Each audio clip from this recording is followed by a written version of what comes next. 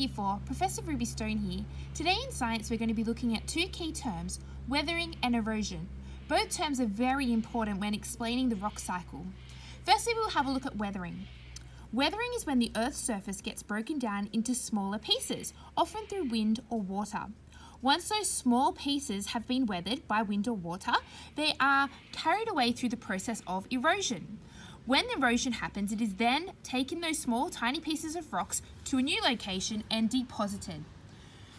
So today we're going to be looking at a small model that I have made in my own backyard. Okay, we are using a clear plastic container with some soil. You could also use some sand.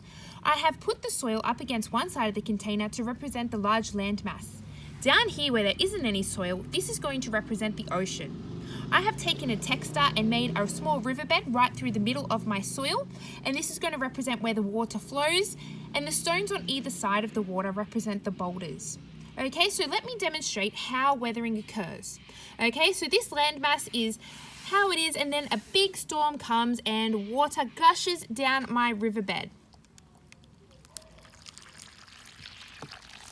Now, if you just had a look there, the water is weathering my soil. It's getting wet, it's filling between the cracks, and it is now into my ocean.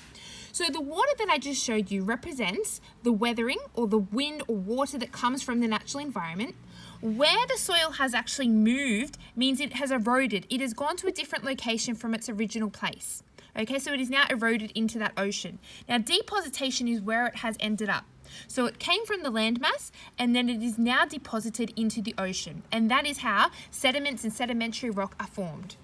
Okay, so Year 4, it's really important that you know the difference between weathering and erosion.